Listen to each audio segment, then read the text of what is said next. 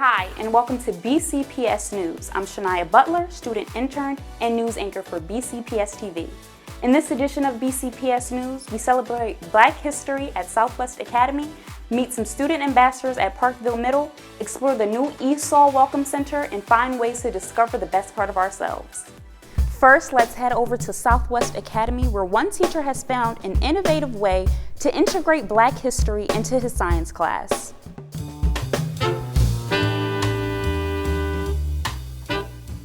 So I decided that I wanted to have the students learn more about Blacks that have contributed to our society, that have contributed to Black history in terms of science and engineering. So no perfect way to connect the two, being a science teacher.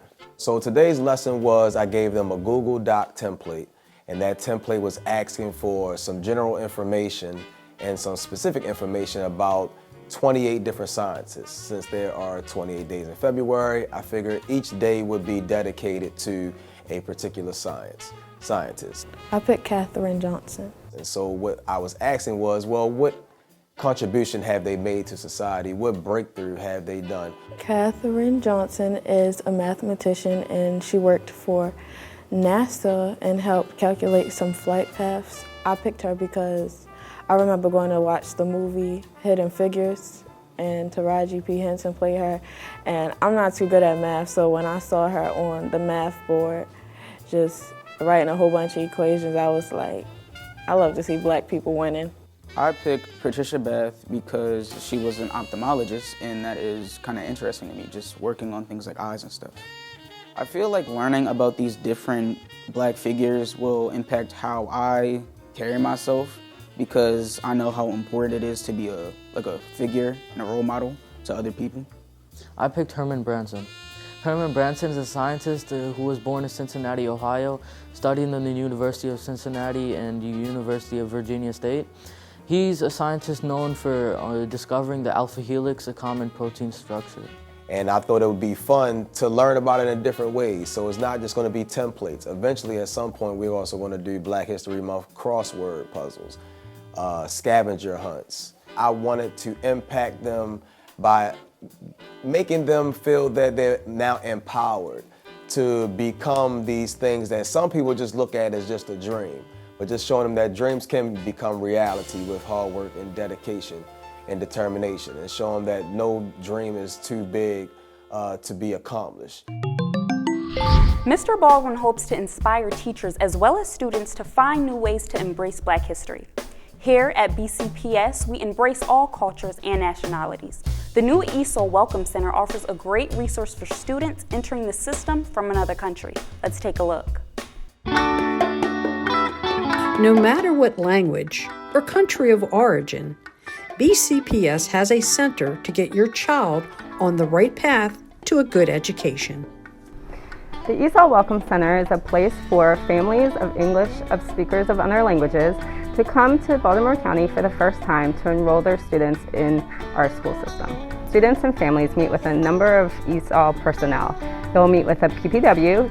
So as a pupil personnel worker assigned to the ESL Welcome Center, my role is to interview the families and determine their status to try to find out how to approve them for enrollment. I take a look at their residency and see if they qualify for special enrollment approval and help them on their way. They'll meet with a nurse who will review health histories and support schools with vaccinations. And then most importantly, they will be assessed to determine their English language proficiency and to determine if they qualify for ESL services. So my role at the ESL Welcome Center is the ESL registrar. And part of my role here is I initiate enrollment in focus. I oversee the testing. I place students in grade levels appropriate to their age and what coursework they've completed overseas. I also evaluate high school transcripts. In the end, I meet with families to go over the test results, provide them a small orientation so they're prepared to enter Baltimore County Public Schools and complete the final enrollment process at their school. Oh, it's also easy for the new student that came in. So easy because they just ask the passport and your photo ID, and from there they give you an appointment time. You just came in and the student will write their exam. and it's so easy for us to come. Each year, we serve approximately 1,500 students at the ESL Welcome Center. This year has been an incredibly busy year, and we have already seen families who speak over 130 languages from over 130 countries. As a great resource for ESL families, educators are benefiting too by learning about different countries and cultures from around the world. ESL has served over 1,500 students just this school year. Now, check out how AVID Ambassadors at Parkville Middle School are impacting the school and themselves in a major way. Good morning, guys. Can you come to my room after AVID Ambassador this morning? A technique or strategy that we talk about a lot in AVID. It's Squire time at Parkville Middle. SLANT is how you can prove to someone that you are actively listening to them. AVID students are a positive and supportive resource for students and teachers. So we thought it would be a great idea to have our 8th grade students go into the homerooms during the advisory period, now known as Squire time, and assist teachers with implementing strategies that we learn in our AVID classes. It promotes AVID school-wide. The biggest component is building community in our building and working on relationships between teachers and students and peer-to-peer.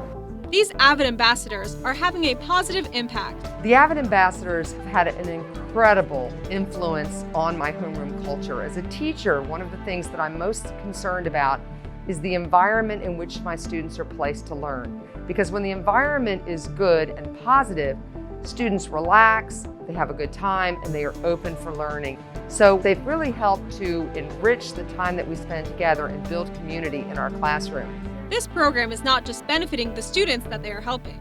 The AVID Ambassador program has helped the kids in my homeroom participate more and answer questions, and it has helped me in my classes participate more and raise my hand more. It's important for me to be a part of the AVID Ambassador program because it not only helps me grow as a person, but it also helps the students in my homeroom grow as people and students. I get to learn leadership skills, public speaking and communication skills, and many of the lessons that I'm teaching the students in my homeroom, I can also apply them to myself. The badge symbolizes leadership, that we're like the role models in the school and that we are representing the school. So our actions represents the badge. The badge is like kind of sort of like my teacher, like making sure that I'm on task, doing what I'm supposed to do, and also to act like a responsible, mature 8th grader.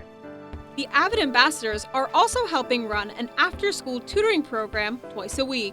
In the tutoring program, I help kids organize their binders, and so far I've seen it's actually been helping some of the kids because some of them had really messy binders and they weren't able to locate their missing assignments. I made new binders, reorganized their stuff, and then they were able to find their stuff, find their missing assignments, and finally turn it in and bring their grade back up. This AVID Ambassadors program is a win-win for everyone in the school. They are building something special that will go a long way.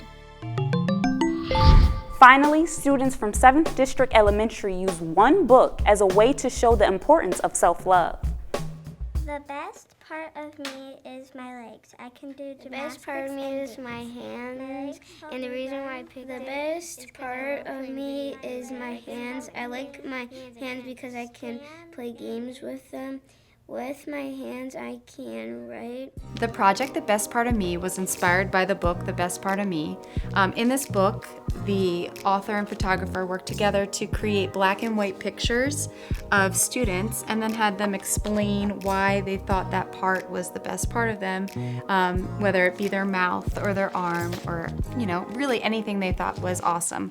At the beginning of the year, a lot of teachers focus on building a classroom community, which is so wonderful, but we wanted to take it a step farther and let the kids really reflect on their self-awareness and what makes them special and what makes them unique to our classroom. The best part of me is my legs because I chose them because I really like doing dance and gymnastics.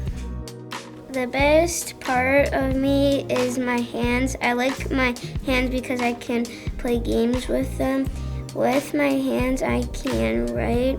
These are the reasons I think my hands are the best. The The best part of me is my hands, and the reason why I picked it is because I love playing video games. And if I didn't have my hands, I can't like touch the screen to play video games. This project really was reflective on our students and building their relationships and thinking about what makes them unique and how we can come together as a classroom community, but looking at each individual. You know, a lot of teachers take this opportunity at the beginning of the year to talk about their classroom family, but taking it a little step further by we're not just a family, a community of learners, but also we're each individual, and what part do we play in that and what do we have to bring to the class. Well, that does it for this edition of BCPS News. If you have any story ideas, comments, or suggestions, contact us at bcps-tv@bcps.org and follow us on Facebook, Twitter, and with the BCPS Now mobile app. Until next time, I'm Shania Butler. Thanks for watching.